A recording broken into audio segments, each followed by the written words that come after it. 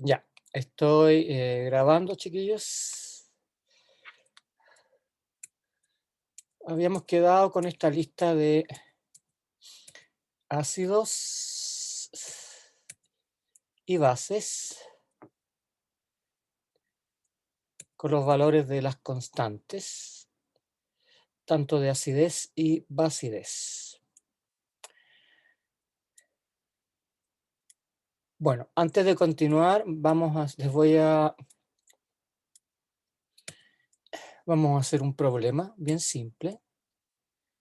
Dice una solución tampón de ácido acético acetato tiene un pH igual a 3,76. ¿En qué relación están las concentraciones del ácido y de la sal? Bueno, para resolver este tipo de problemas, tienen que tener, obviamente, la constante de acidez. En este caso, para poder calcular el pK sub A, que es 4,76. Aquí está la fórmula general de Henderson-Hasselbalch, que es la que usan para resolver este tipo de problemas. Entonces, lo que tienen que hacer es simplemente despejar esta fórmula. Como saben, el pH de la solución, que es 3,76, conocen el pK sub A, pueden calcular la relación sal-ácido utilizando el antilogaritmo. Como es 3,76 igual a 4,76, eso da menos 1. Por lo tanto, la relación en este caso es 1 es a 10, o sea, o 0 es a 1, ¿ya? Entonces, este es un tipo de problema que se les podría hacer. ¿Qué significa esto? Que por cada 1 molar de sal van a tener 10 molar de ácido, ¿ya?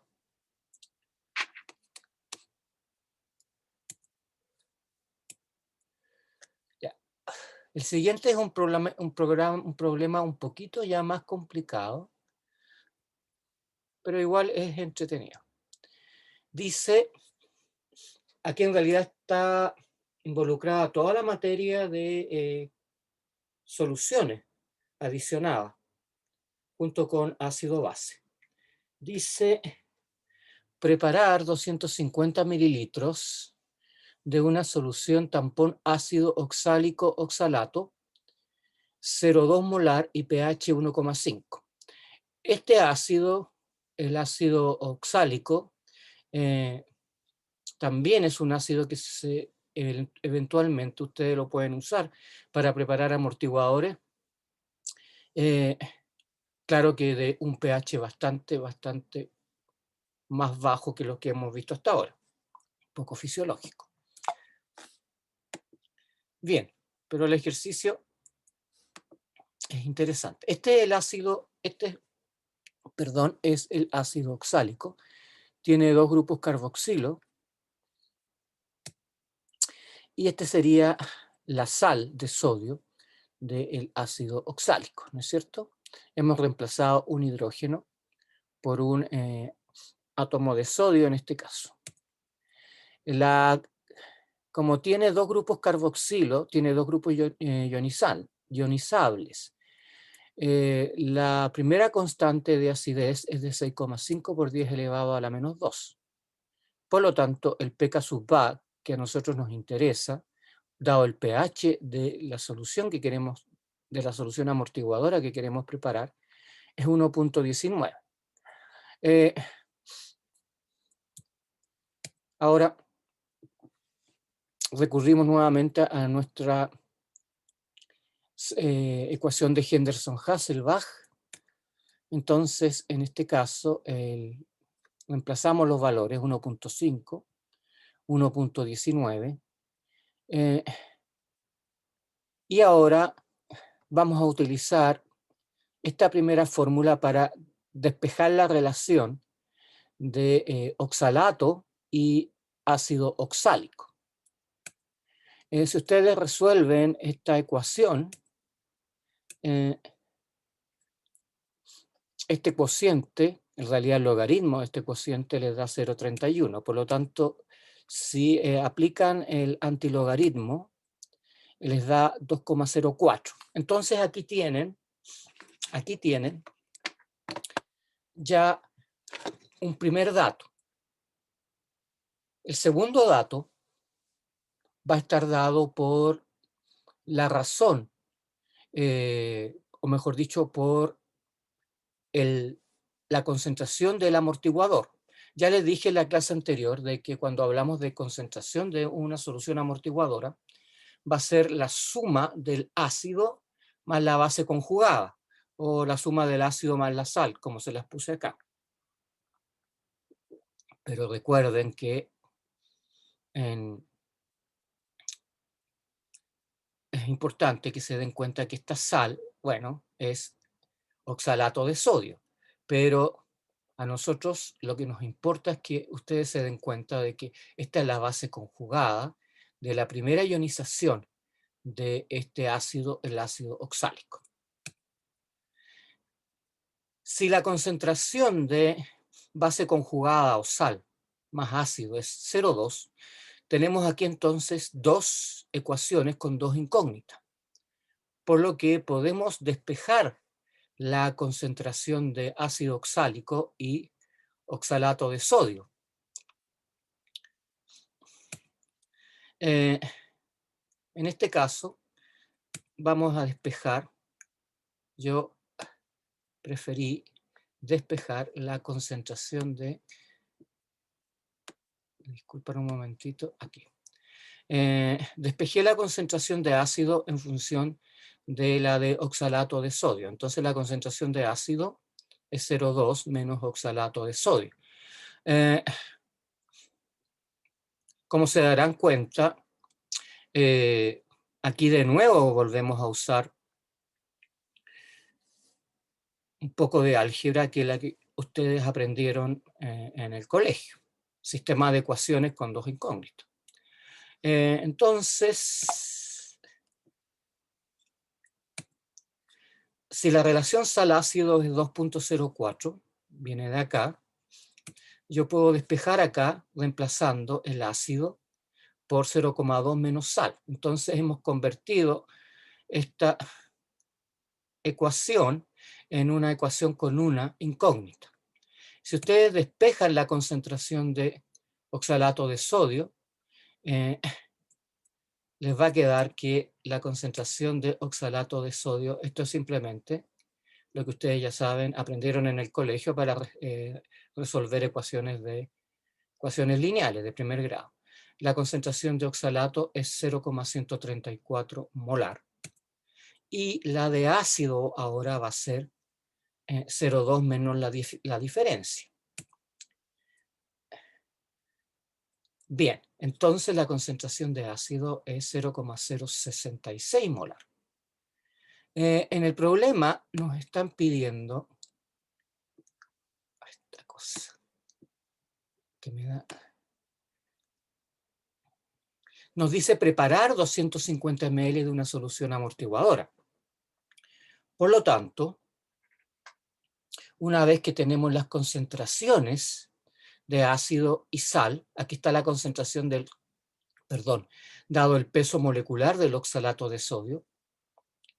Si uno multiplica la concentración molar por el peso molecular, calcula inmediatamente los gramos de solución. Ahora, esto está expresado para 1 litro, por eso es que lo dividí por 4, porque la cuarta parte de 1 litro es 3,75 gramos. Y el peso molecular del ácido oxálico es 90.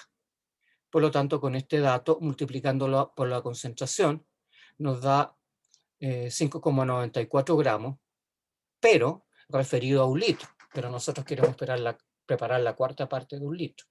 Así que lo dividimos por 4 y nos da 1,49 gramos.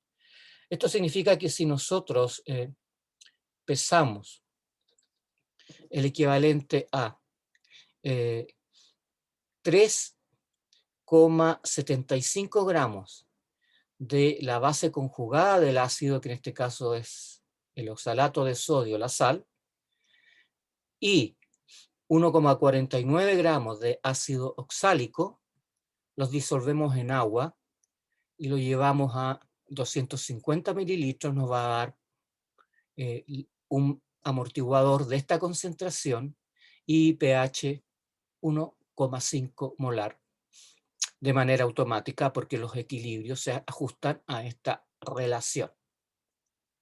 ¿Alguna duda antes de seguir?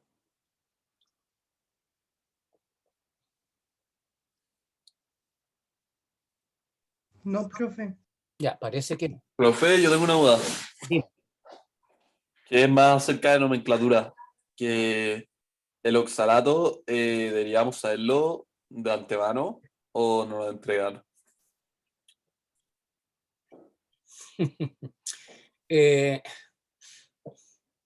Probablemente debieran saber la fórmula del ácido oxálico, H2C2O4. Pero bueno,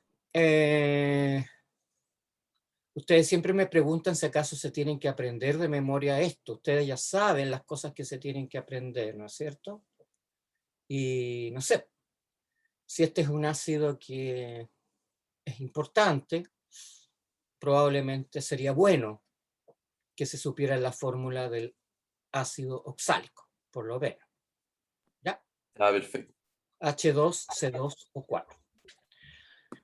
Oiga, profe, ¿Perdón? profe, yo igual tenía una duda. Al inicio del problema, la K, caso VAP, ¿usted la puso como dato o la calculó de alguna manera? No, la puse como dato. Ah, ya, Es bueno. la constante de acidez de la primera ionización. Esto en general siempre se los vamos a dar como dato, ¿ya? Se los vamos a dar como dato. Esto complementado más lo que vamos a ver del fosfato ahora, yo creo que les va a servir bastante para entender cómo se trabaja o cómo se preparan soluciones amortiguadoras con ácidos dipróticos o tripróticos. Además que esto tiene importancia porque se relaciona también con lo que nosotros definimos como titulación o titulación ácido-base. Ya les voy a hablar de eso hacia el final de esta clase. Profe, Ya. perdón, que me quedó una duda con el oxalato. ¿Qué pasa con Es el que, oxalato? como todavía le queda un hidrógeno, ¿por qué no sería como monoácido de sodio? No, porque estamos usando el ácido oxálico. Estamos Por eso, usando. pero ese H del oxalato no podría reemplazarse por, no sé, otro Na. A este pH no. Ya te vas a dar cuenta. Esto es cuestión de pH. Recuérdate que el pH, ya lo vas a entender con el... Acuérdate que lo vimos con el caso del ácido acético y el acetato. Recuerda tú que el pH de una solución amortiguadora ajusta esta relación. Eso significa que en ácidos dipróticos o también tripróticos, este pH determina qué especies existen en equilibrio. Determina qué especies existen en equilibrio. Lo vas a entender mejor cuando veamos por ahí una diapositiva que les tengo guardada. Ese, profe. No, todavía no te respondí, así que, pero yo creo que te va a quedar No, más pero se me claro. queda un poco más claro Sí, con es eso que de que el pH regula como las especies del equilibrio. depende del pH de la solución que tú quieres preparar. Ya. Este problema no es tan complicado, pero tiene sus bemoles. Dice preparar 1 litro de una disolución tampón, acetato, o sea, estamos usando el ácido acético, 0,1 molar y pH 5, a partir de disoluciones de ácido acético e hidróxido de sodio, ambas 0,2 molar. Fíjate que aquí no estamos utilizando el acetato de sodio, estamos usando el hidróxido de sodio para preparar esta solución. Acuérdate que en la última parte de la clase del día viernes les conté yo que ustedes pueden preparar un amortiguador por titulación. Entonces, vamos a hacer reaccionar el ácido acético con el hidróxido de sodio para generar la parte que nos falta, que es el acetato de sodio. Aquí yo abrevié el término ácido acético y acetato como AC. Es bastante usado en química, abreviarlo de esa manera. Ya, entonces se les da la constante de acidez del ácido acético y estamos partiendo de dos soluciones 0,2 molar, ¿ya? Entonces la ecuación de Henderson-Hasselbalch nos permite calcular, bueno, aquí ya saben, ya les he dado varias veces el pK sub A de este ácido es 4,76. Como el pH del amortiguador es 5 y el pK sub A es 4,76, la razón de sal o de base conjugada y ácido es esto, es 0,24. Por lo tanto, si nosotros aplicamos el antilogaritmo, la razón entre acetato y ácido acético es 1,74. Yo estoy suponiendo que ustedes manejan bien toda esta materia. Ya les dije, esto es química. Química usa mucho los logaritmos y los antilogaritmos. Por lo tanto, si a alguno de ustedes se le ha olvidado, les recomiendo que lo revise.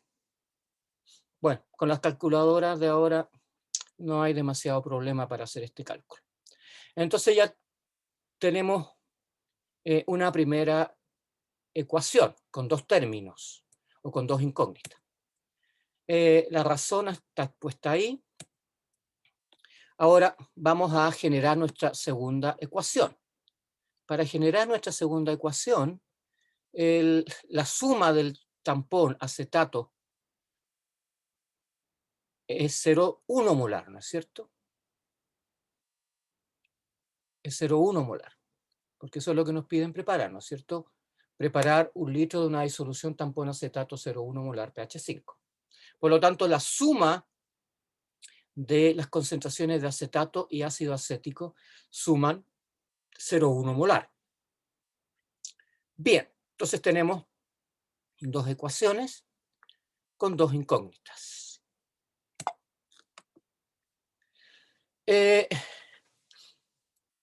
Yo para resolver aquí este problema expresé la concentración de acetato en función de la de ácido acético.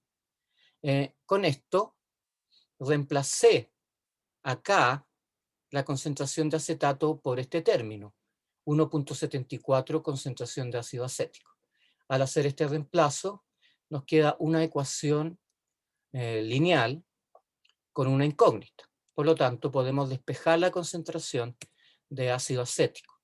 Entonces, la concentración de ácido acético que necesitamos es de 0,036 molar.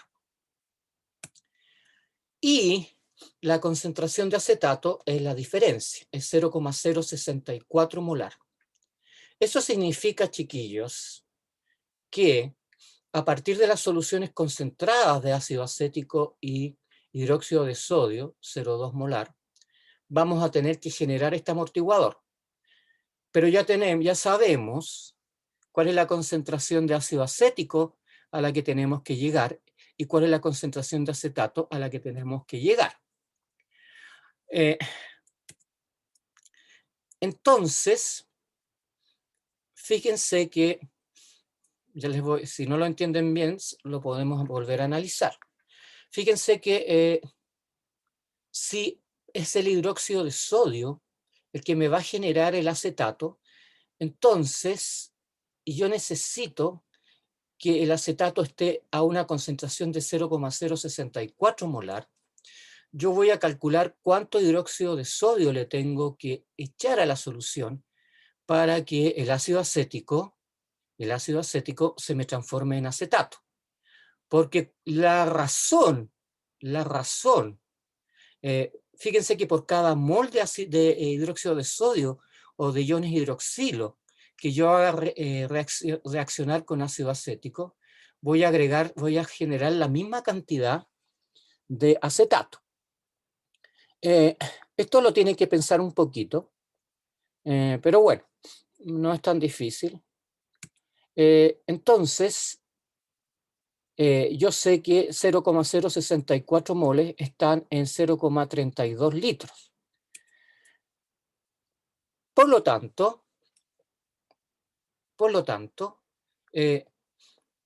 si yo sé que 0,2 moles de ácido acético están en 1 litro, lo que necesito saber es con cuánto genero 0,1 mol. Porque eso es lo que necesitamos, ¿no es cierto? 0,1 mol por litro. Eso es lo que está puesto ahí, 0,1 molar. Por lo tanto, tengo que agregar yo 0,5 litros. Entonces, fíjense lo que uno hace. Bueno, voy a terminar esto y ahí les explico. Entonces, si yo tomo 0,5 litros de ácido acético y 0,32 litros de hidróxido de sodio, genero automáticamente el tampón. ¿Por qué? Porque el ácido acético va a reaccionar con esta cantidad de hidróxido de sodio, y eso me va a generar el amortiguador que yo necesito preparar, porque el hidróxido de sodio me va a titular el ácido acético y me va a transformar parte de él en ion acetato. Entonces la respuesta a la pregunta es que yo tengo que mezclar 0,5 litros de ácido acético y 0,32 litros de hidróxido de sodio, lo que me da 0,820, y esto llevarlo a un volumen final de 1 litro. Si yo hago eso, voy a haber generado por titulación el tampón de la solución, el tampón que yo quiero hacer. Fíjense que aquí yo no estoy mezclando acetato y ácido acético para generar este amortiguador. Repito, lo que yo estoy haciendo es empezando de ácido acético, o sea, el punto de partida son 0,2 moles de ácido acético, en realidad 0,1 mol de ácido acético, y a estos 0,5 litros, al agregarle 0,32 litros de esta solución de hidróxido de sodio, yo voy a generar el amortiguador en las condiciones que me piden hacerlo. Chiquillos, yo estoy un poco apurado hoy día porque tengo que terminar con esta materia con ustedes, así que si quieren, en algún otro momento podemos revisar este problema, pero no tiene demasiada dificultad. Claro que tienen que estar aplicando varias cosas que han aprendido ya en este curso, ¿no es cierto? Profe, Sí, dime. ¿le puedo hacer una duda pequeña? Es que, ¿por qué es 0,1 en vez de 0,036 en lo del ácido acético? ¿No Yo que tenía la 0,1 es misma como la duda. solución? Es porque tú partes de este ácido acético y lo tienes que neutralizar, pues chiquilla. Por eso es 0,1 menos 0,036. O sea, yo tengo que agregar 0,064 de hidróxido de sodio. Por Sí, eso pero el ácido acético no es 0,036, ¿no? no, pues es acetato. No, pues chiquilla. Es 0,036, sí. Pero el acetato del cual tú partes, perdón, tú partes de esto, pero tienes que transformar este acetato este ácido acético en acetato. Por eso yo le estoy restando al 0,1, 0,036. No, es Piénsalo un que poquito. después luego pone 0,2 de ácido acético en 1 litro y 0,1 mol de ácido acético. Claro, porque estas son las cantidades que tengo que sacar.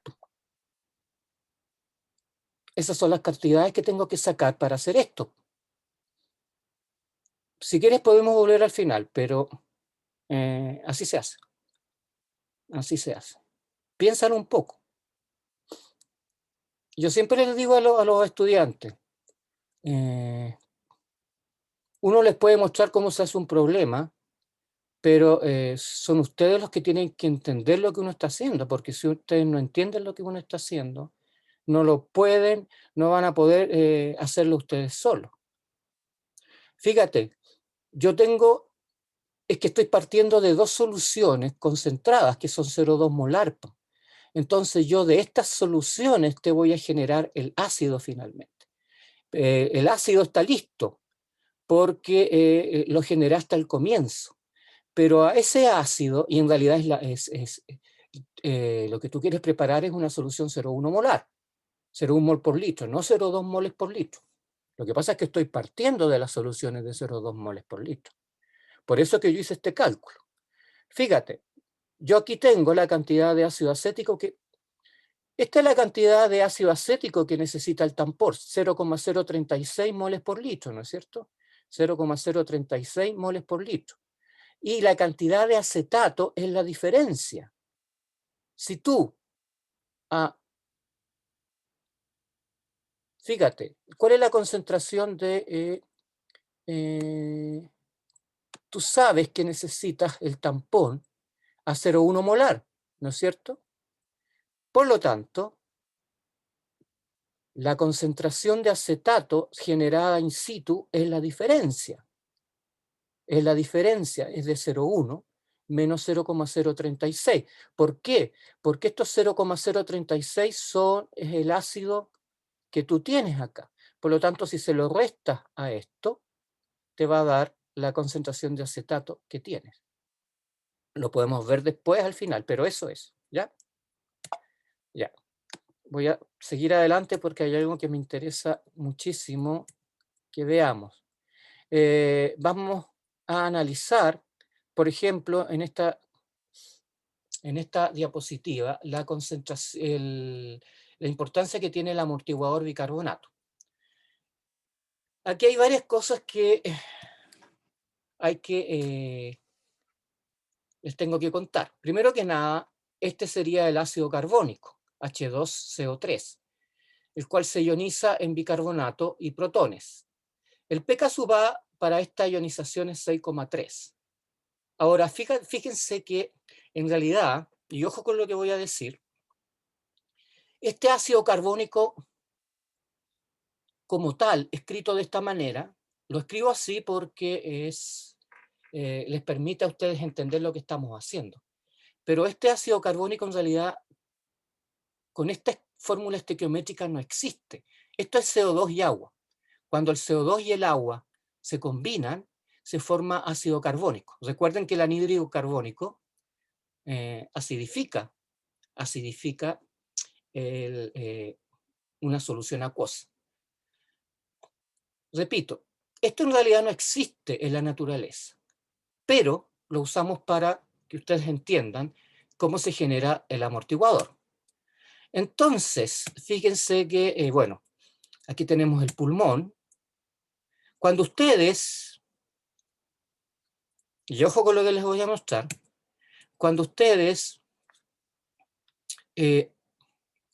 respiran anhídrido carbónico, este anhídrido carbónico, al entrar en los fluidos a nivel de los pulmones, pasa a la sangre y genera CO2 disuelto en agua. Por eso le puse D. El gas se disuelve en agua. Ahora, cuando el anhídrido carbónico se disuelve en agua, se genera el ácido carbónico.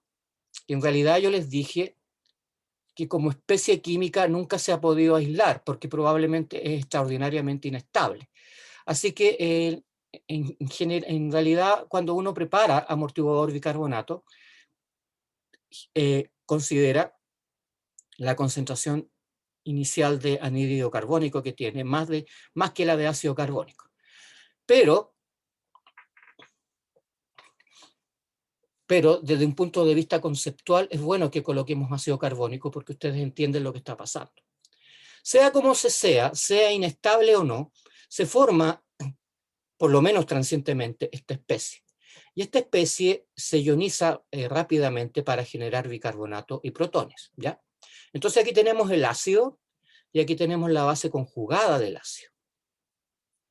El ácido carbónico sería el ácido y la base conjugada sería el bicarbonato. Cuando hay acidosis metabólica, fíjense cómo funciona nuestro organismo. Y aquí toma importancia el buffer bicarbonato. Si por cualquier razón se les produce acidosis metabólica, eso lo van a entender mejor en bioquímica el próximo año, pero hay ciertas situaciones en las cuales los tejidos, algunos tejidos son responsables de la acidificación del plasma. Se generan algunas sustancias ácidas, como por ejemplo cuerpos cetónicos y otras, que hacen caer el pH de la sangre. Entonces, cuando hay acidosis metabólica, lo que tenemos que hacer nosotros es disminuir la concentración de protones. Y para disminuir la concentración de protones tenemos que movernos en este sentido. O sea, tenemos que sacar CO2 de la circulación para llevarlo a gas y que sea exhalado por los pulmones. Entonces, en este caso, se produce hiperventilación. ¿Qué es lo que hace la hiperventilación? Ustedes exhalan a mayor velocidad, por lo tanto, tienden o producen la liberación de CO2 gaseoso, y cuando liberan CO2 gaseoso, todo este equilibrio me lo desplazan hacia la izquierda. Por lo tanto, la concentración de protones en la sangre va a disminuir. Entonces, al disminuir el buffer bicarbonato, funciona de manera tal de que induce, no el buffer propiamente tal, pero al inducirse la hiperventilación, vamos a liberar CO2 y con esto vamos a producir una disminución. Al producir una disminución de la presión parcial de CO2 en la sangre, lo que estamos haciendo es disminuyendo la concentración de protones y aliviando la situación de acidosis metabólica. Esto es lo que ustedes van a estudiar ya más en detalle en fisiología y después en clínica, ¿ya? Ahora, existe la situación contraria, la llamada alcalosis metabólica. Si por alguna de las situaciones anómala, el pH intracelular, el pH de la sangre más que intracelular, el pH sanguíneo aumenta, es porque está cayendo la concentración de protones. Entonces, al caer la concentración de protones, esto disminuye, por lo tanto, este equilibrio se desplaza hacia la derecha. Esto significa que para poder controlar esta situación de hipoventilación, de alcalosis metabólica, necesitamos disminuir la concentración de protones. Por lo tanto, el buffer bicarbonato actúa de manera tal de que para disminuir la concentración de estos protones va a inducir ahora la hipoventilación, porque al inducir la hipoventilación aumenta la presión parcial de CO2 a nivel de los fluidos sanguíneos y este equilibrio se desplaza hacia la derecha. Con lo cual podemos, con el buffer bicarbonato, favorece el desplazamiento en este sentido, repito, hacia la derecha, con lo cual se compensa la alcalosis metabólica. Ustedes tienen que estar pensando que si el pH sube es porque hay hidroxilos aquí que de alguna manera están tomando protones. Entonces, esto, al favorecer el organismo, la hipoventilación, favorecemos que este equilibrio se desplace hacia la derecha, y de esta manera vamos a poder disminuir la concentración de protones. Esta es una situación, se las menciono, revísenla, porque esto lo van a volver a ver. Entonces, de esta manera, aumentando la hipoventilación, aumenta la presión parcial de CO2, aumenta la concentración de protones, y de esta manera ustedes combaten la alcalosis metabólica, que implica la generación de iones hidroxilo a nivel del plasma. Bien. Hablemos un poco del buffer fosfato. Bueno, el buffer bicarbonato es importante en la regulación del pH sanguíneo, y es por eso que les he presentado yo esta diapositiva. Hay otro buffer fisiológico muy importante, que es el buffer fosfato. Ahora, para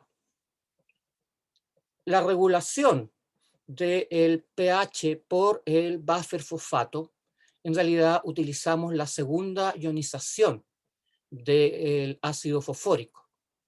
Entonces, a partir del fosfato diácido, ustedes pueden generar fosfato monoácido en este equilibrio. Esa segunda ionización tiene un pK sub A de 7.21. Ya les voy a hablar esto en detalle, así que yo creo que me lo van a entender mejor. Pero primero les presento el equilibrio que es importante, o se utilizamos nosotros utilizan nuestras células para regular el pH. Entonces, el fosfato no tiene tanta importancia a nivel de la regulación directamente del pH sanguíneo, porque tal como dice aquí, la concentración de fosfato en la sangre es baja. Por lo tanto, tiene más importancia a nivel tisular. Los tejidos pueden proporcionar fosfato, y los huesos en este sentido son importantes, porque los huesos tienen fosfato. Por lo tanto, podemos generar una buena cantidad de fosfato a partir de los tejidos de soporte, como los huesos, ¿no es cierto? Por esta razón, en general, los niveles de fosfato a nivel de los tejidos intracelulares son altos, son relativamente altos. Y es por eso que el tampón fosfato es importante en la regulación del pH intracelular. Esto nosotros no lo estamos inyectando, chiquillos. Quiero que se den cuenta que nosotros de manera natural generamos en nuestras células este equilibrio. Y este fosfato viene fundamentalmente del fosfato que está depositado en los huesos. Entonces de ahí se libera y puede pasar a los distintos tejidos. Esto lo van a ver ya en detalle en sus cursos ya más de clínica y también fisiología. Hablemos del tampón fosfato. Y es súper importante que entiendan lo que les voy a mostrar ahora, ¿ya?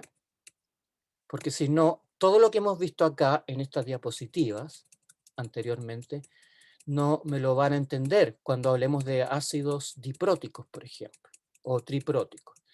Y discúlpenme que retroceda, porque les quiero recordar esto.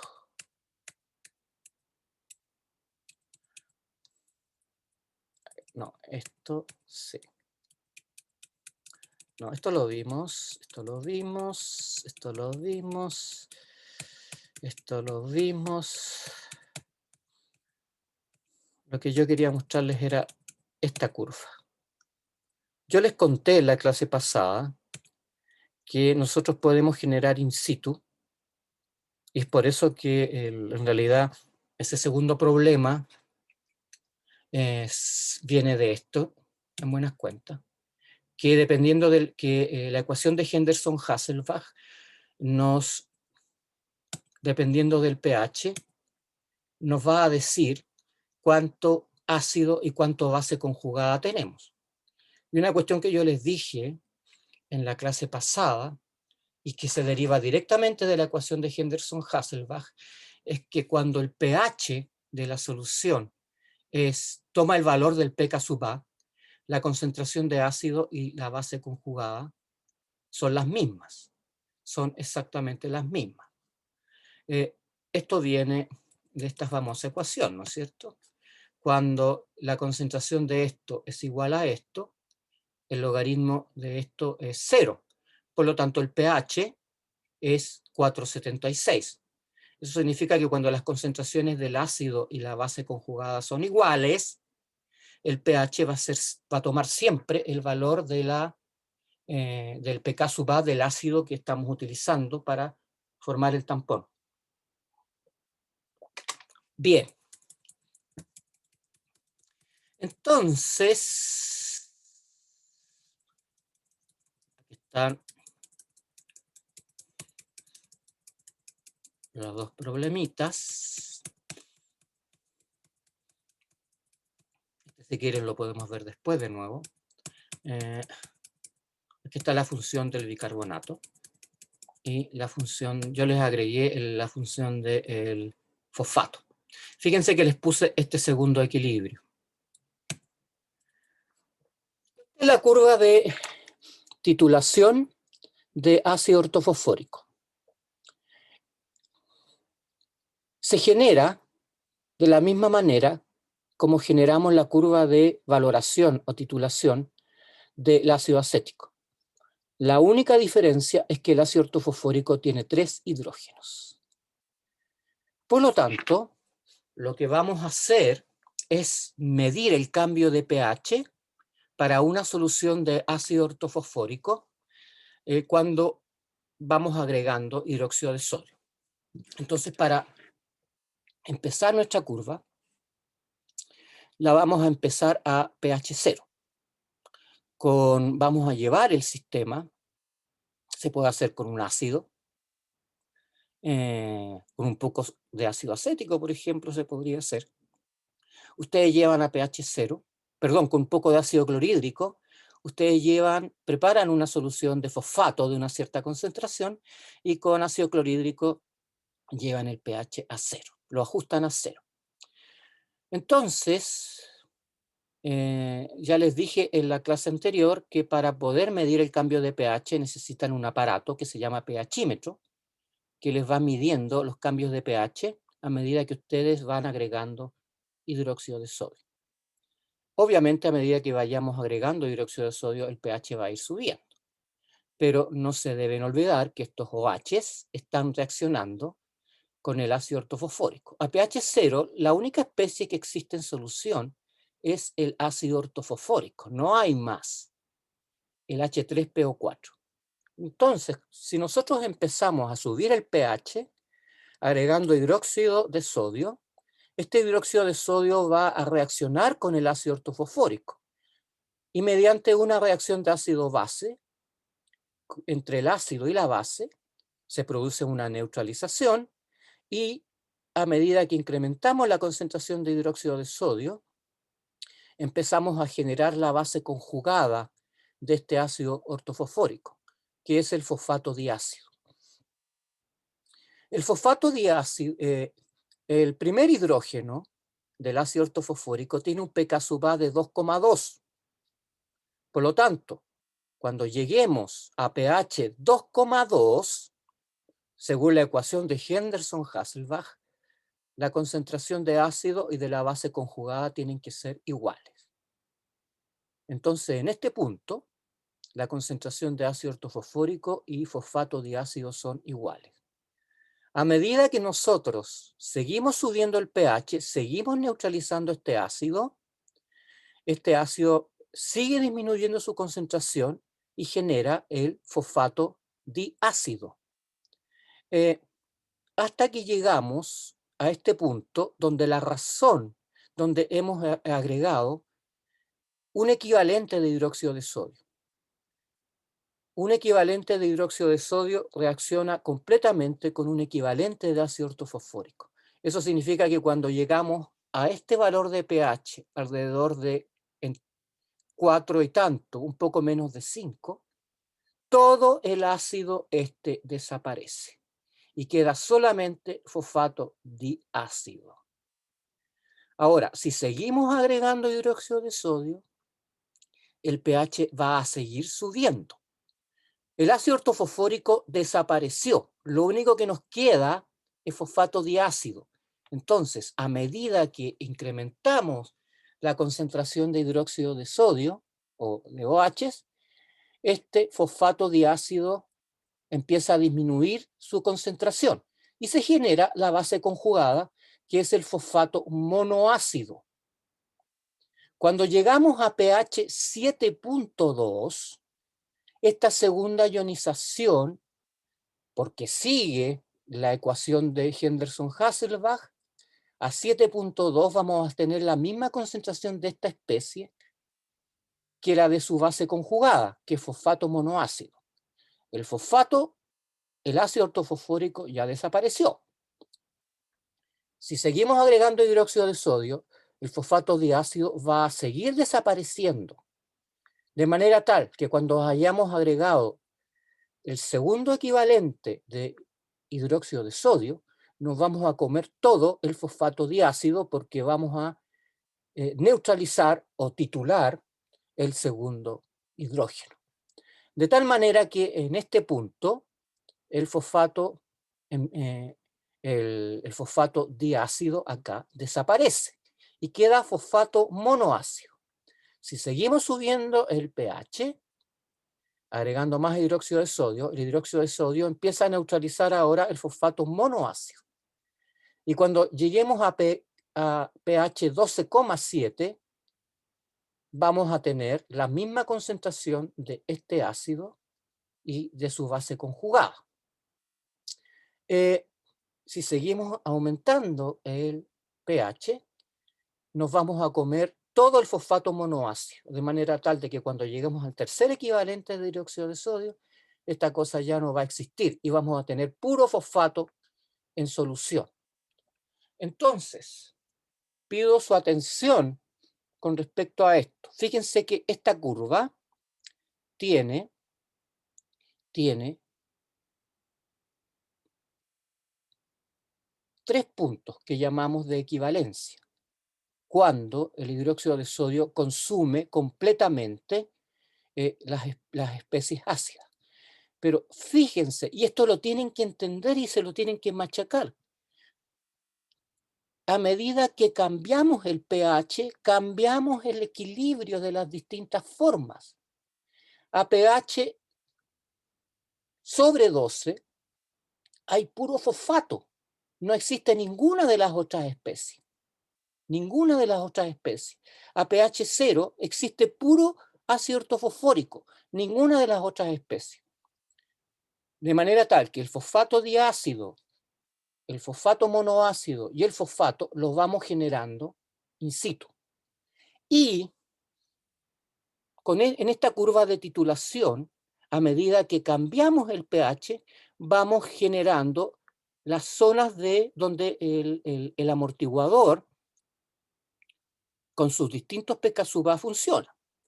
El primer hidrógeno tampona bien alrededor de 2. Recuerden, el pH se tiene que aproximar al valor del pK sub A del ácido que queremos tamponar.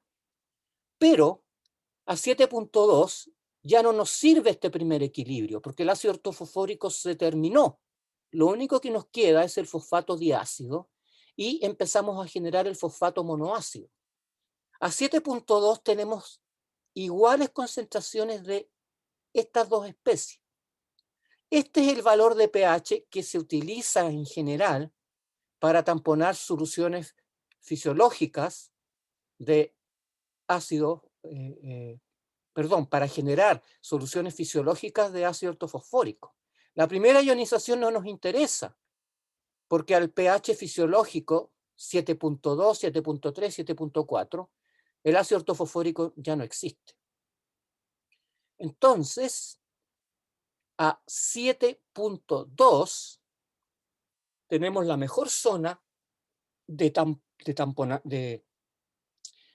tampón para la segunda ionización del ácido ortofosfórico. Aquí el ácido es el fosfato diácido y la base conjugada es el fosfato monoácido.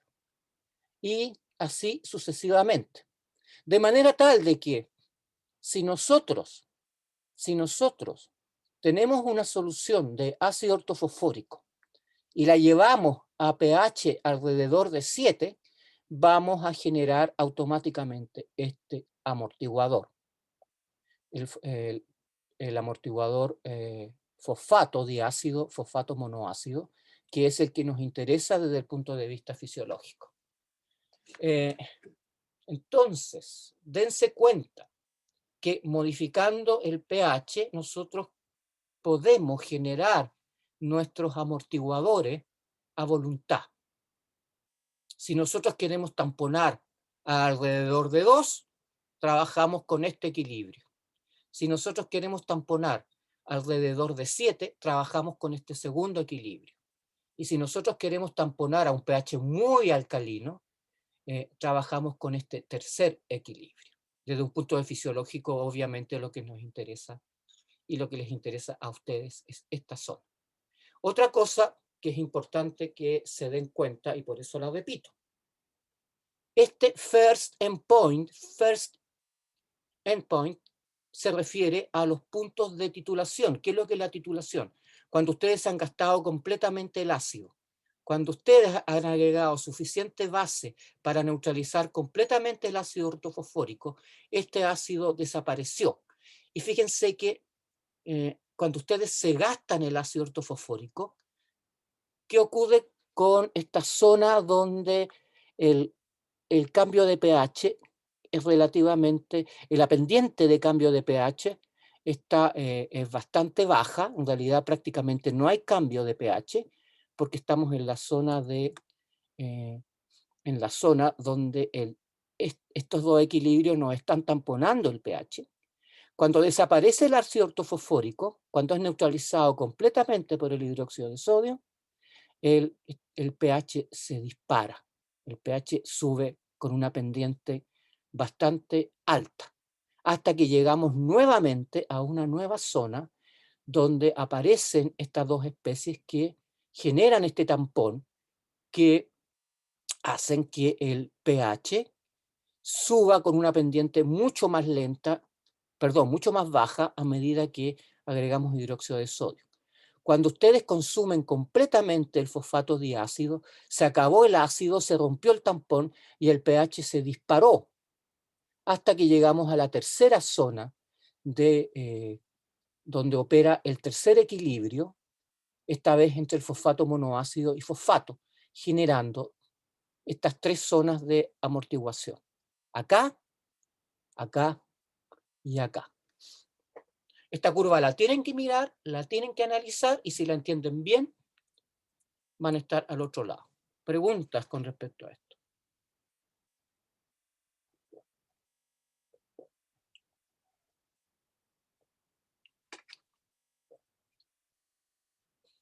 ¿Hay alguna pregunta? No, profe. Ya, ¿la entendieron bien? Sí, profe. Ya. Voy a suponer que los que me dijeron representan al curso en su totalidad. Ojalá.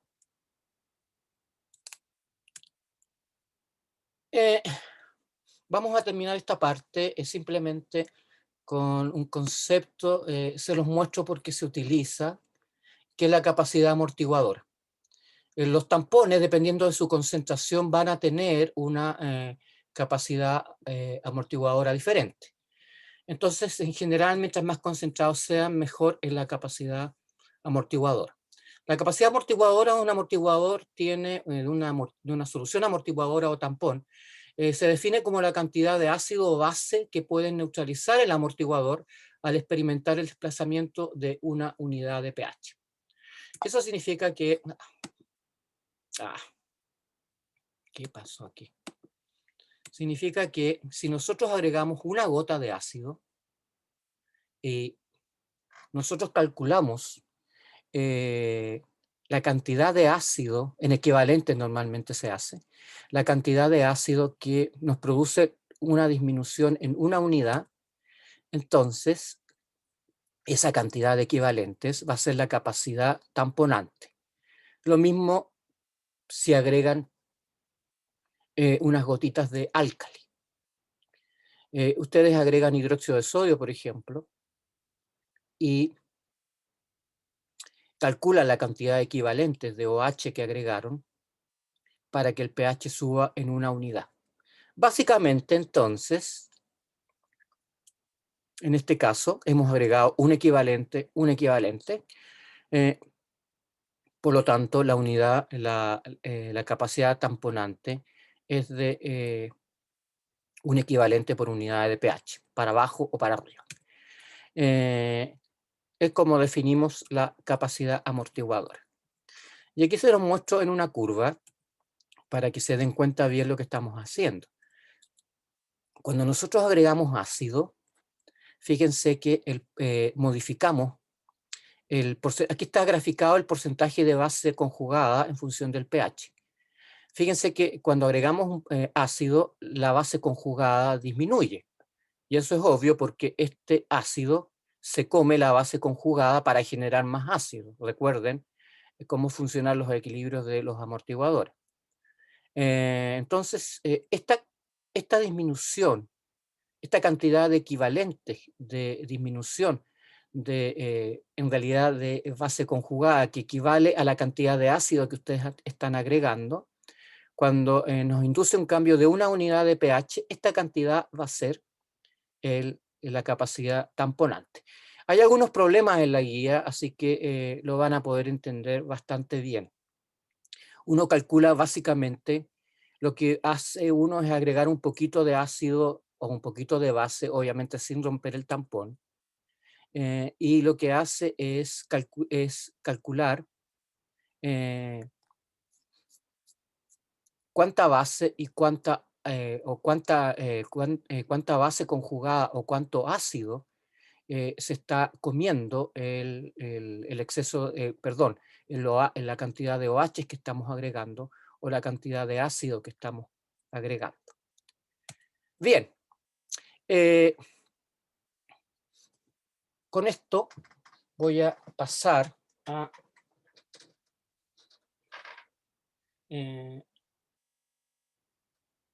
son las 9:29, estamos bien. Esta es la última parte de la clase y les he hablado mucho de valoración o titulación, pero no les he definido lo que es valoración y titulación. En general, la valoración o la titulación es un método, tal como dice acá, un método de análisis químico cuantitativo que se utiliza en el laboratorio para determinar la concentración desconocida de un reactivo a partir de un reactivo con concentración conocida. Eso significa que la valoración o titulación es un método para determinar concentraciones. ¿Concentraciones de qué? De ácidos, de bases, de oxidantes, de reductores,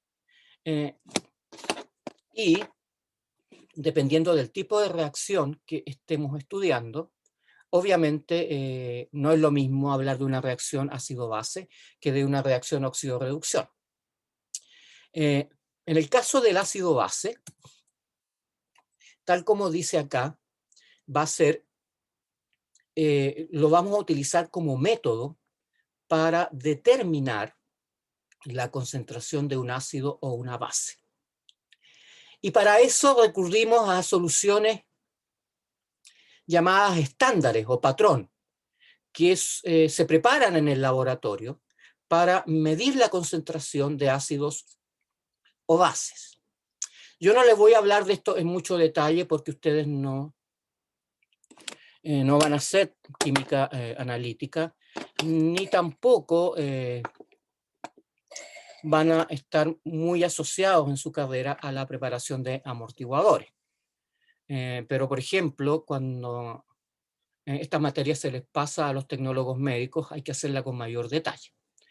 Entonces, cuando la base de este método es determinar la concentración, y para ello vamos a consumir todo el ácido o toda la base cuya concentración queremos determinar. Eso es lo que se llama punto de equivalencia. Cuando el ácido reacciona completamente con una base, se ha neutralizado ese ácido y, dada la cantidad de base que agregamos, podemos calcular la concentración inicial del ácido que teníamos. Esto es súper importante en química, sobre todo en química analítica, ¿ya? Y tiene importancia con ustedes porque, nos permite, en realidad a mí lo que me interesa es que entiendan lo que es el punto de equivalencia. El punto de equivalencia va a ser aquel en el cual la reacción de valoración entre un ácido y una base ocurre a completitud y nos permite calcular la concentración de lo que andamos buscando.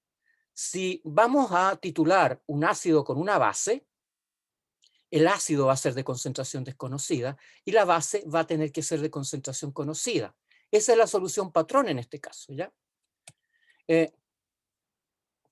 Tal como dice acá, si conocemos el volumen de la disolución patrón y de la disolución desconocida que se utilizaron en la valoración o titulación, además de conocer la concentración de la disolución patrón, podemos calcular la concentración de la disolución desconocida. Entonces, como sabemos la concentración de la solución patrón, podemos calcular la concentración de la solución desconocida. Esto es una valoración ácido-base. Y ustedes pueden utilizar este método para determinar la concentración de un ácido o de una base. En el caso de un ácido, van a necesitar una base, que puede ser hidróxido de sodio. En el caso de una base, van a necesitar un ácido, que puede ser ácido clorhídrico. El ácido clorhídrico se puede utilizar para determinar la concentración.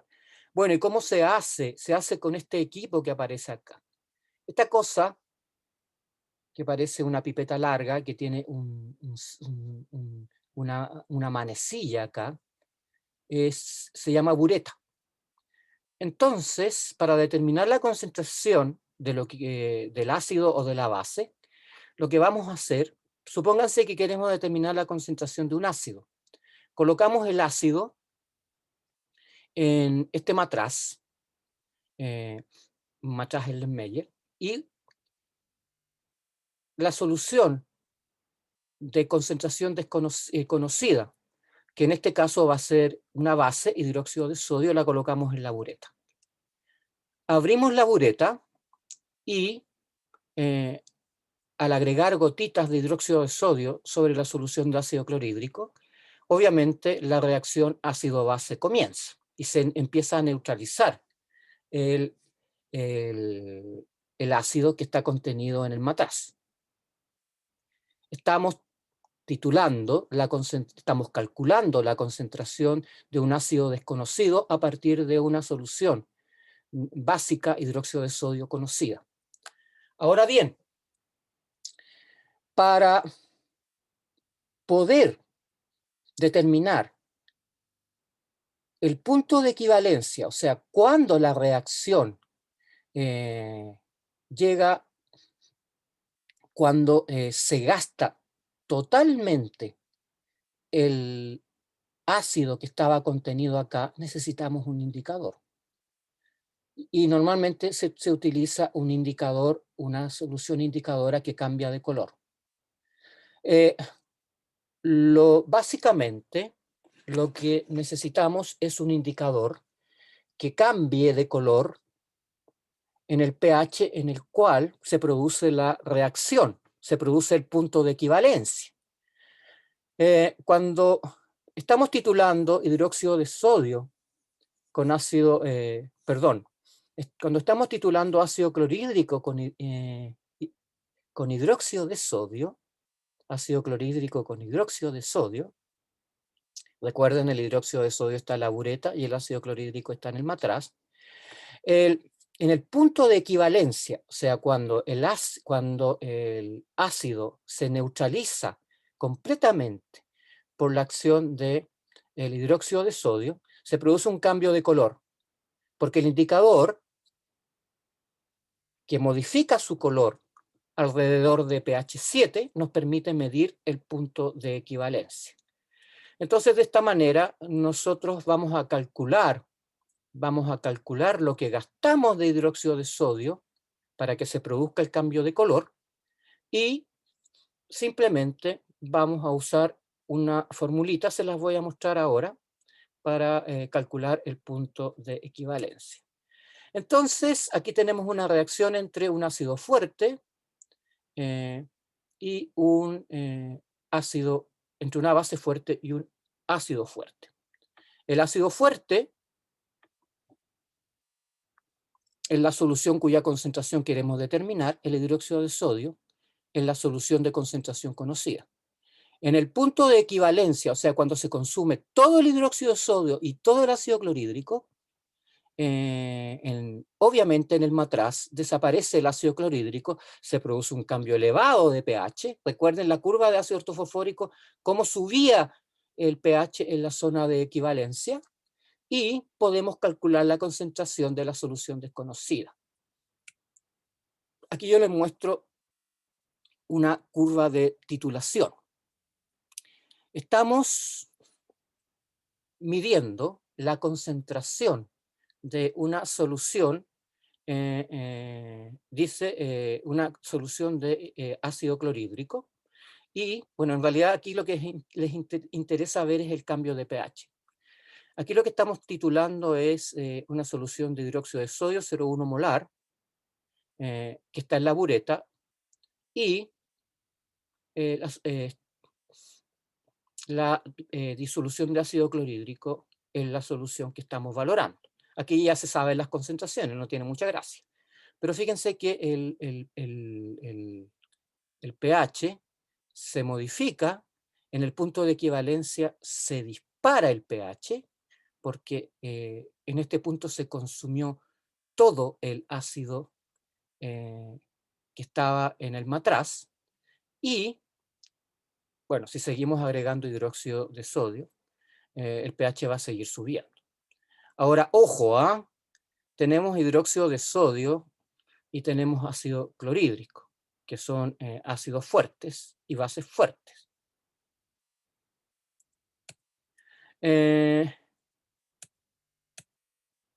Ya. Bueno, aquí hay una explicación, eso se los voy a dejar a ustedes para que le peguen una lectura. Pero lo que me interesa es el problema. Dice, ¿cuántos mililitros de una disolución de hidróxido de sodio 0,610 molar se necesitan para neutralizar completamente 20 mililitros de una disolución de ácido sulfúrico 0,245 molar?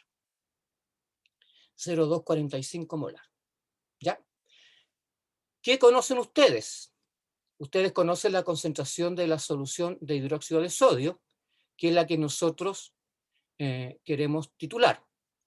En este caso, lo que necesitamos es neutralizar completamente 20 ml de una disolución de ácido sulfúrico 0,245. 0,245 molar. Entonces,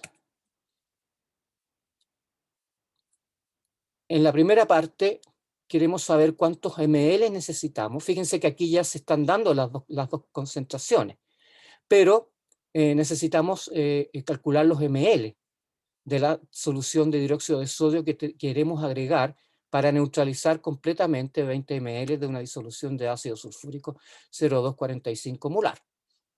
Entonces aquí el problema es un poco distinto al que yo les había mencionado. Aquí las concentraciones de las dos soluciones se saben, pero necesitamos calcular los ml que neutralizan a la solución de ácido sulfúrico. Y la segunda pregunta es calcular la normalidad del ácido sulfúrico 0,245 molar. Entonces aquí está puesta la reacción, ¿ya? Está puesta la reacción. El hidróxido de sodio reacciona con ácido sulfúrico para dar sulfato de sodio y 2 moléculas de agua. La reacción está equilibrada. La reacción está equilibrada. Entonces, vamos a calcular primero el número de moles de ácido sulfúrico que hay en 20 ml de la disolución. Si hay 0,245 moles en un litro de solución, porque esa es la concentración molar, ¿cuántos moles van a haber en 0,02 litros? Porque, recuerden, se necesitan neutralizar 20 ml de una disolución de ácido sulfúrico. Y 20 ml son 0,2 litros. Y este es el número mágico que nos da, 4,9 por 10 elevado a la menos 3 moles. Por lo tanto, el número de moles de hidróxido de sodio que ha reaccionado debe ser,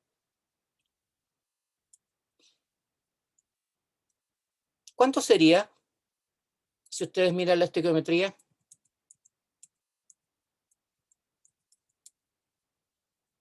Miren la estequiometría de la reacción. ¿Cuánto sería? 0,98. El doble. Entonces es 4,9 por 10 elevado a la menos 3. Nos da 9,8 por 10 elevado a la menos 3, el doble. Por lo tanto, si teníamos 0,610 moles en un litro, ¿en qué volumen estarán contenidos 9,8 por 10 a la menos 3, que es lo que queremos neutralizar? En 16,1 mililitros. Este es un tipo de problema que se les puede hacer. El otro problema es calcular directamente la concentración.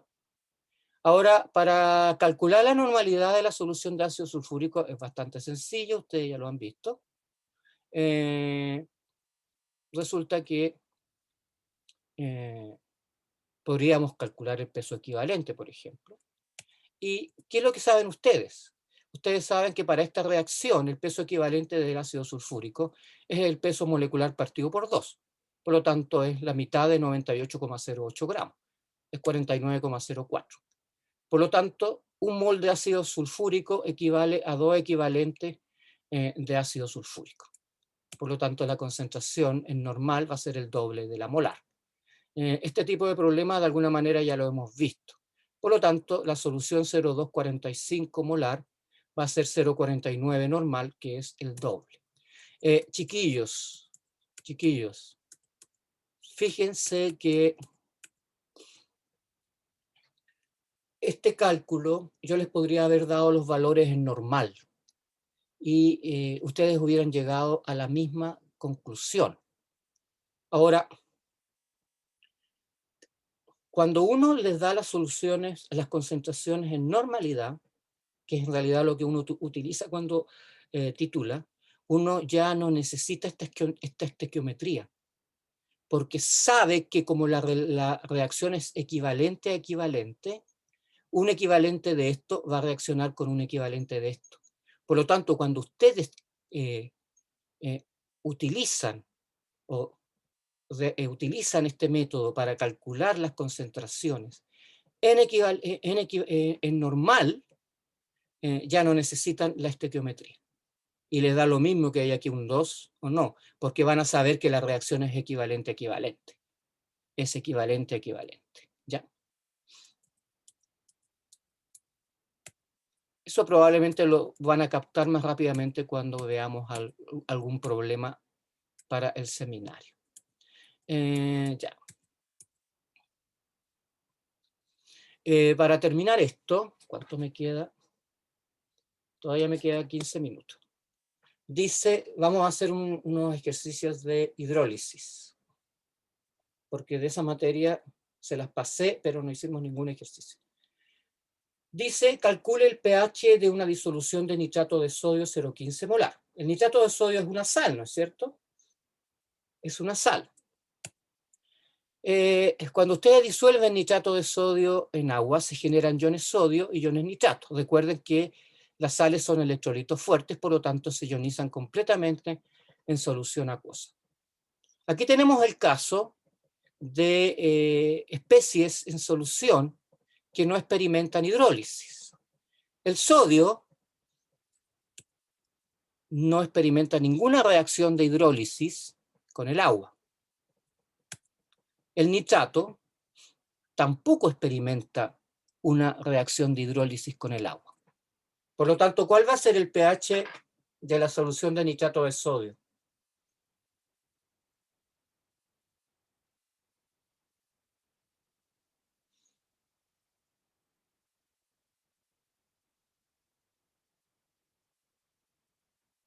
Neutro. Neutro. Exactamente. La solución tiene un pH neutro cercano a 7. Ahora, ¿cómo yo puedo predecir que el nitrato no va a experimentar hidrólisis? ¿Por qué yo estoy tan seguro que el nitrato no va a experimentar hidrólisis?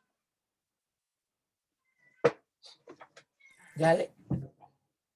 Porque viene del ácido nítrico, que es un ácido fuerte, entonces es una base débil, base conjugada débil. Entonces, el nitrato no es capaz de sacarle hidrógenos al agua. Y yo lo sé por la brillante respuesta que tú diste. Dijiste, el ácido nítrico es un ácido fuerte. No, por lo tanto, la base conjugada del ácido nítrico no experimenta hidrólisis. Y en cuanto al sodio, podemos suponer que viene del hidróxido del sodio. Pero en general, los cationes del grupo 1, 2 no experimentan reacción de hidrólisis. ¿Ya? ¿Profe? Dime. O sea que entiendo que no haya hidrólisis y por lo tanto supuestamente sería pH neutro. Pero ¿cómo usted está tan seguro que el nitrato disociado no tiene como un pH ácido básico? Por la razón que dio tu compañero. Po. Ah, solo por eso. Solo por eso. Vale, vale. Ya. Me queda claro. Profe, yo tengo una consulta. ¿De todos los ácidos o bases fuertes, siempre la parte conjugada va a ser débil? Claro, exactamente. Ok. Gracias. Es una regla de oro que si ustedes, es que ni siquiera entenderla, se la saben. ¿Por qué el nitrato no experimenta hidrólisis con el agua? Porque como el ácido nítrico es un ácido fuerte, el nitrato del ácido nítrico le gusta estar como nitrato, no como ácido nítrico. ¿En ti captas la razón? Claro. Como el ácido en sí tiene la tendencia a perder esos hidrógenos, entonces no tendría sentido que los volviera a ganar. Claro, no tiene sentido que los vuelva a ganar. No tiene ningún sentido. Bien. Vamos a cambiar la sal. Calcula el pH de una disolución de acetato de sodio. 0,1 molar, creo que. Ese me la está tapando justo. 0,15 molar. Perdón, se comió aquí el 0,15 molar. Lo voy a coger un poquito. Ahí sí. Ahora volvemos. Ya. ¿Cuál es el porcentaje de hidrólisis? Calcule el valor de la constante de hidrólisis. Aquí está la disolución de acetato de sodio en agua. El acetato de sodio es una base fuerte. Se forma sodio, que está hidratado, y se forma acetato, que está hidratado. Ustedes ya saben que el sodio no experimenta hidrólisis. Por lo tanto, ¿cuál va a ser la concentración de sodio, de ion sodio en la solución?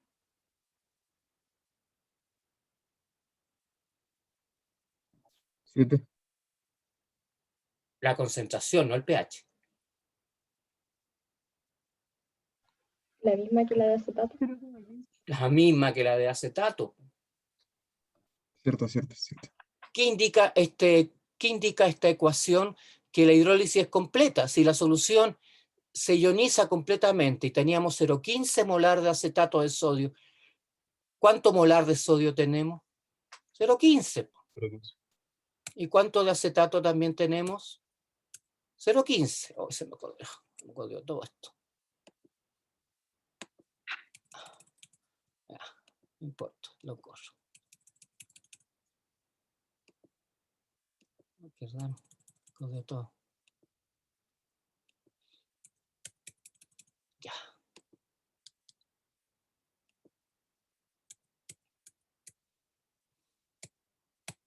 Ya. El sodio no experimenta hidrólisis. Ya sabemos por qué. Pero el acetato puede dar hidrólisis. ¿Por qué? Porque el acetato es la base conjugada de un ácido débil. Por lo tanto, se comporta como una base, como se comporta como un ácido más fuerte que el agua. Por lo tanto, perdón, se comporta como una base más fuerte que el agua. Le va a sacar un hidrógeno al agua.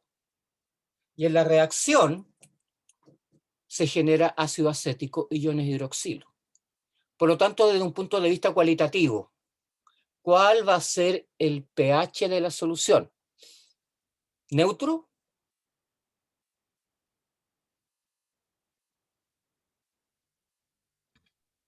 Básico. Básico.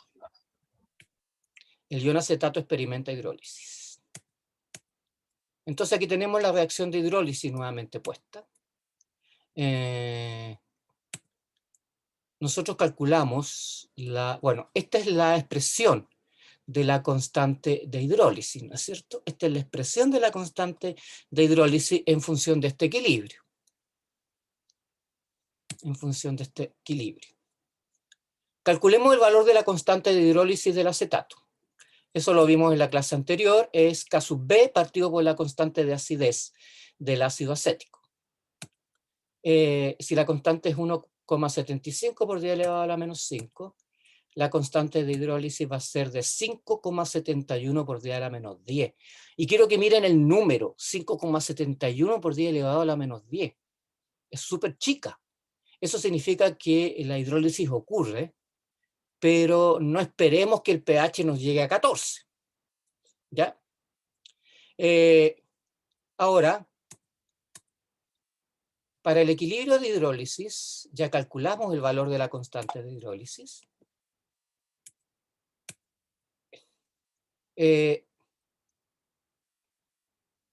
Si la concentración, bueno, aquí está expresado las concentraciones iniciales. Suponemos que antes de que ocurra la reacción de hidrólisis, la concentración de ácido acético y ion hidroxilo es 0.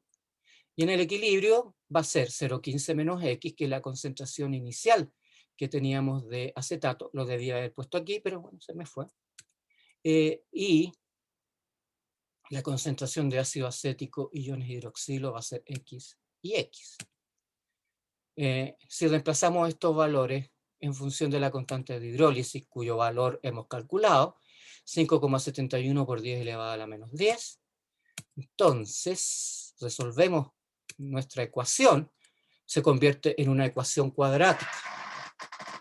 Pregunta: ¿podríamos simplificar podríamos evitar resolver la ecuación cuadrática? Sí. Se desprecia la X porque es muy chica. Porque la constante de hidrólisis es muy chica. Por tanto, X es 9,2 por 10 elevado a la menos 6. La concentración de iones hidroxilo es 9,2 por 10 elevado a la menos 6. Por lo tanto, el pOH es 5,04. El pOH en este caso es 5. Perdón, ese es el pOH, 5,04. El pH va a ser 14 menos 5,04, 8,96. Eso significa que si la sal no hubiera experimentado hidrólisis, el pH sería de 7. Pero al experimentar hidrólisis, el pH sube a 8,96. Sí, es una subida. No deja de ser significativa, pero estamos llegando casi de 7 a 9. Entonces, no es para nada despreciable el cambio de pH que induce la hidrólisis de esta sal. Y con esto terminaríamos esta clase, chiquillos. faltan 5 minutos. Ya, veamos primero si tienen dudas de la materia. Esta materia no es tan simplona, así que tengan ojo con esto, tengan cuidado. Ya, ¿qué dudas tienen, chiquillos? Profe, Sí, dime. tengo una duda en la penúltima diapositiva, Acá. la del caso. Esa es la, sí, la penúltima. Perdón, en la antepenúltima, en la otra. ¿La anterior? Sí, en esa. ¿De dónde viene esto? Sí, eso. Como el caso H es igual como acá sub W partido en K sub A, ¿se podría decir que es igual el K sub H al K sub B, como de la constante basicidad? Ah, buena pregunta. La hidrólisis, ojo, no es exactamente el K sub B. Porque para hacer el K sub B tendría que escribir la reacción al verde. No es exactamente la constante de... Bueno, sí, a ver. Estamos analizando esta reacción, ¿no es cierto? Entonces, estamos viendo el funcionamiento del acetato. Según Bronsted-Lowry, el acetato, ¿qué es lo que es? ¿Es un ácido o una base?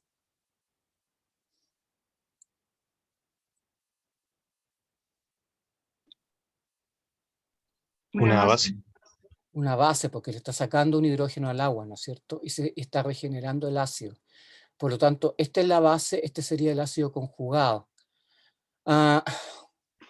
Desde ese punto de vista, lo podrías ver como la constante de equilibrio que refleja la basicidad del acetato. Pero es con respecto al agua. Con respecto al agua, cuando nosotros analizamos una constante de acidez, la analizamos desde el punto de vista de la ionización del ácido, ¿no es cierto? Y el ácido acético es un ácido débil. En la reacción de acidez, a ver, déjame, creo que tengo por aquí, no lo tengo, pero no importa. Si estuviésemos hablando de es que esto no es exactamente lo contrario de la reacción de disociación del ácido acético, porque cuando el ácido acético se ioniza, si bien es cierto, no genera hidroxilo, genera ionhidronio. Así que no es exactamente lo que tú me estás preguntando, ¿ya? Como numéricamente sería lo mismo, pero conceptualmente no es lo mismo. Es que el valor no es igual tampoco. Tampoco. Ya. Porque si tú escribes la reacción de ionización del ácido acético, ¿qué te da? Te da protones más acetato. Protones más acetato. Por lo tanto, lo que tienes ahí es una reacción donde se liberan protones en la solución. Y aquí lo que tenemos son iones hidroxilo.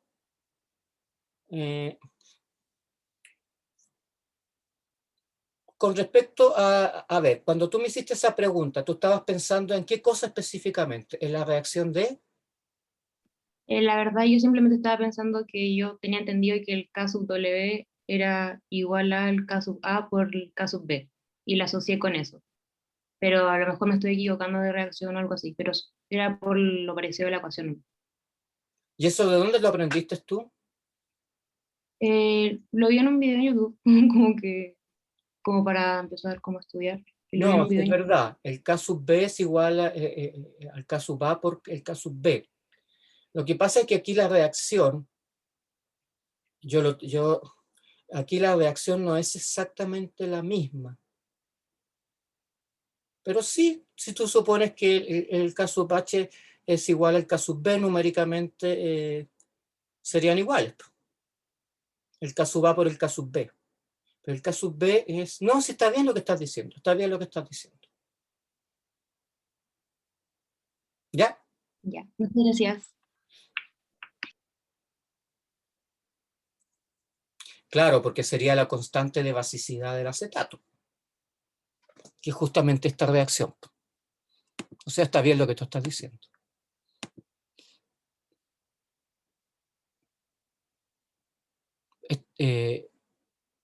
la reacción de hidrólisis corresponde al casus B para el acetato.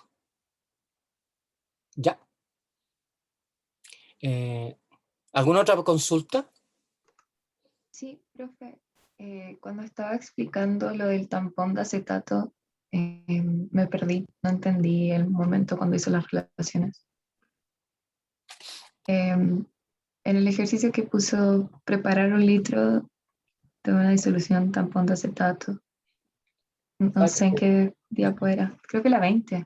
Sí, estoy justo en la hora, pero míralo en detalle, y si no lo entiendes, me mandas un email y lo discutimos, y te lo mando desarrollado, ¿ya? Ya, gracias. Pero míralo primero, por favor. Míralo primero, y si todavía no lo entiendes, me dices. Y te lo desarrollo, y hago el desarrollo paso a paso. Ya, pero hazlo, ¿ah? Porque si no te vas a quedar con la duda. Ya. Profe, yo tenía otra duda muy corta. Cuando estaba explicando lo del punto de equivalencia, en esto de la titulación de los ácidos, ¿el punto de equivalencia siempre va a ser el pH 7? ¿O depende de los ácidos y bases que estén tratando? Cuando no hay hidrólisis, es 7 en general. Eso En me general es preocupa. 7. Sí, cuando no hay hidrólisis es 7. Vale, vale. Gracias. Mira, en realidad teóricamente debiera ser 7. Lo que pasa es que si no ocurre ninguna cosa rara en la solución, no sé, porque tengas trazas de ácido o de base, de otros ácidos u otras bases, el pH debiera ser 7. Ya, si estamos considerando la situación que nosotros analizamos, es 7. Para efectos prácticos es 7. Vale, vale. Sí. ¿Alguna otra pregunta? Profe, yo tengo una pregunta, pero no es de la materia, sino del control. Digo ahora del certamen. El certamen es hasta el último seminario. Que Sí, veamos. es hasta equilibrio. No entra entra la materia de equilibrio ácido base, pero no de amortiguador. Ya, ok, gracias. Se los voy a mandar a explícito. Pero eso es. En general lo que hago yo es que miro el último seminario. Y si el seminario todavía está dentro de la materia que se vio antes de la prueba, esa materia entra. ¿Ya? Ya. ¿Alguna otra duda?